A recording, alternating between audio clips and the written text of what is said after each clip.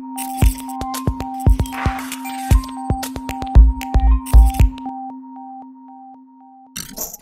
mean, you're absolutely right, but let's jump into the actual discussion here, like of the two storefronts, and talk about the difference between the two. Really, like I think we're going to focus on Epic because like they're the ones that get all the flack.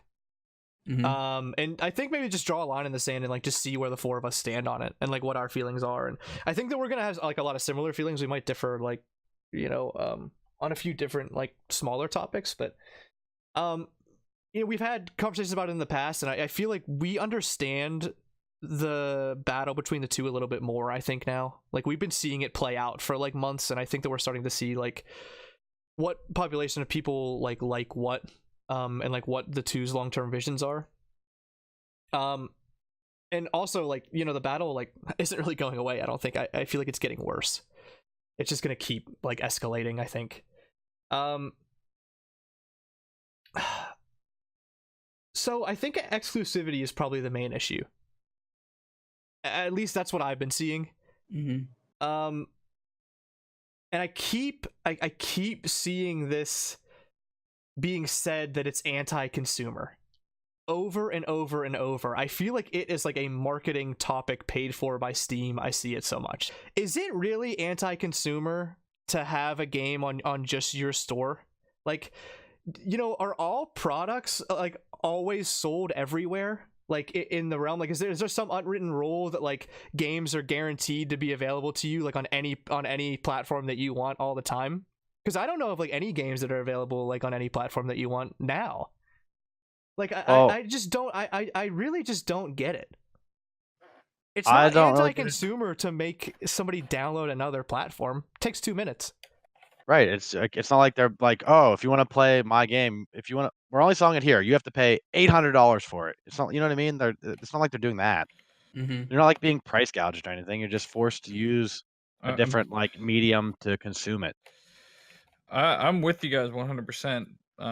But it is anti-consumer to the people who have the stubborn mindset that they're not going to get on Epic Steam Store. It's as anti-consumer as it gets because they can't get it on Steam.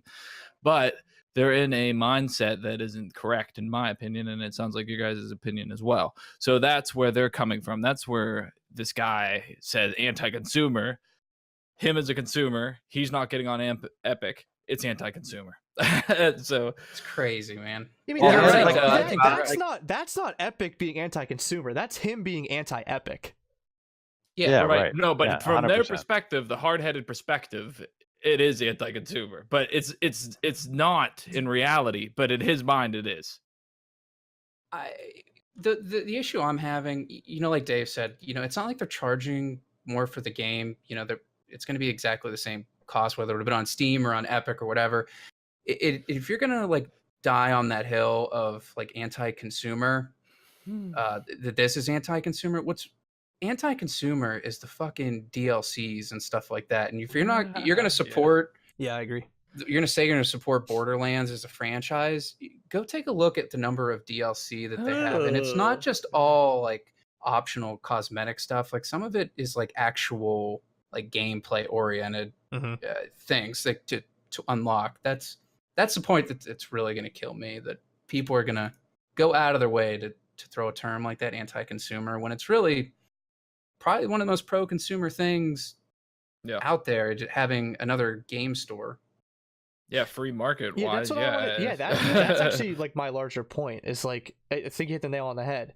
Like in the long run, isn't the competition between Epic and Steam actually pro-consumer? Because the end goal is supposedly to be better cuts for developers. Like wouldn't either, in this push and pull between pricing, aren't the two eventual outcomes either that Epic wins outright and that the developer cut stays the 8812, or that Steam has to drop theirs down to something more comparable to 8812 and the developers win anyway?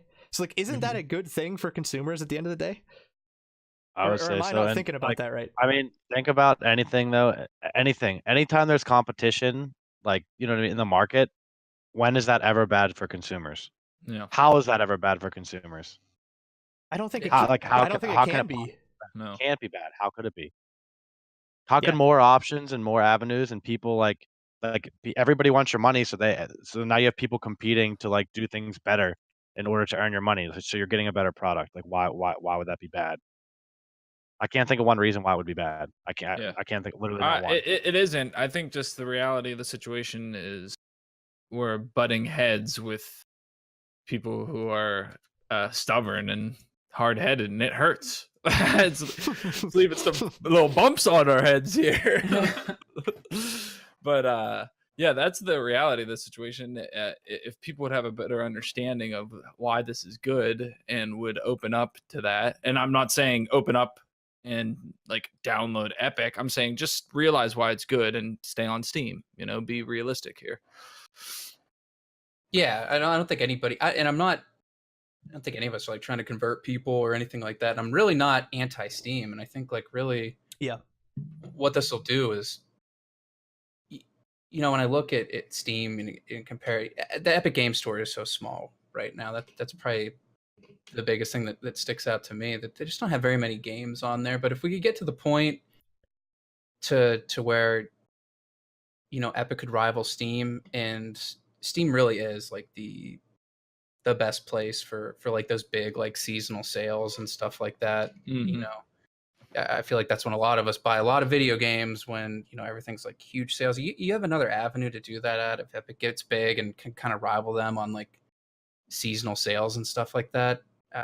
I mean, kind of living the dream right there. Be fantastic. Yeah.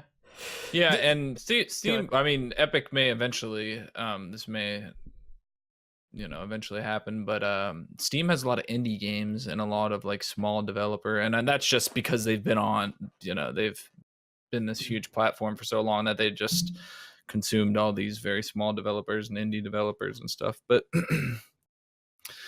that's another thing, is like, come on, there's so many fucking games on Steam.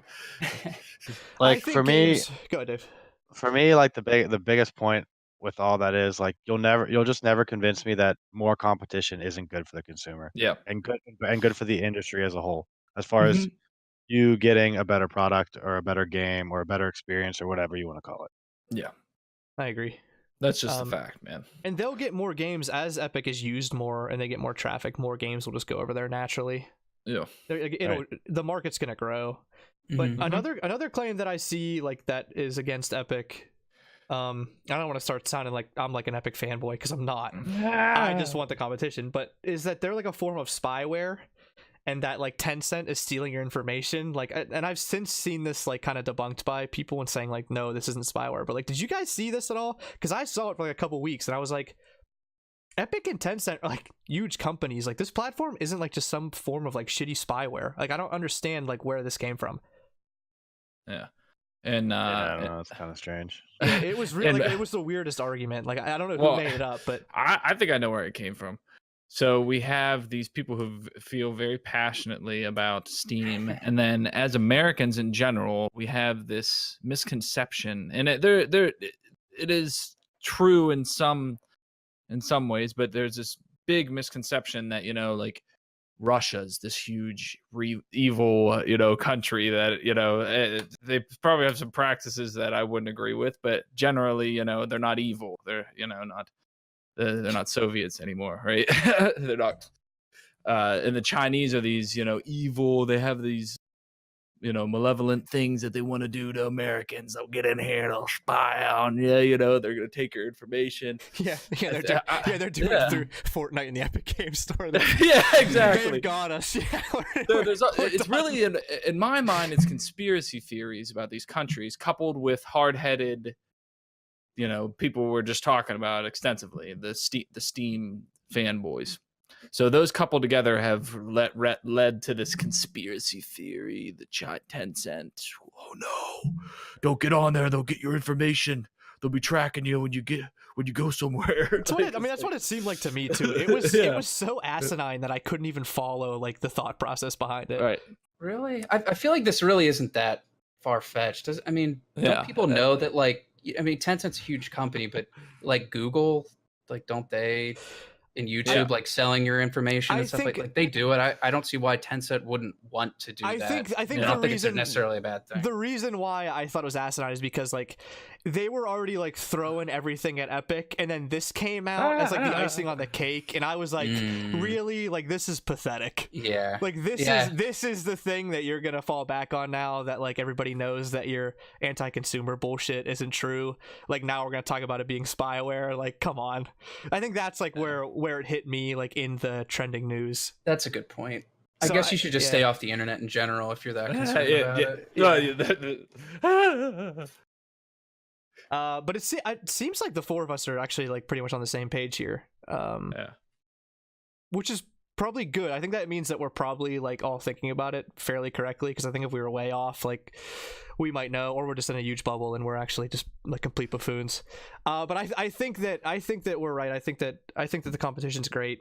Is there anything else that anybody wants to point out about like Epic specifically, or like just like the Epic Steam thing, just before we move down to trending and kind of put this in our rear view for a while?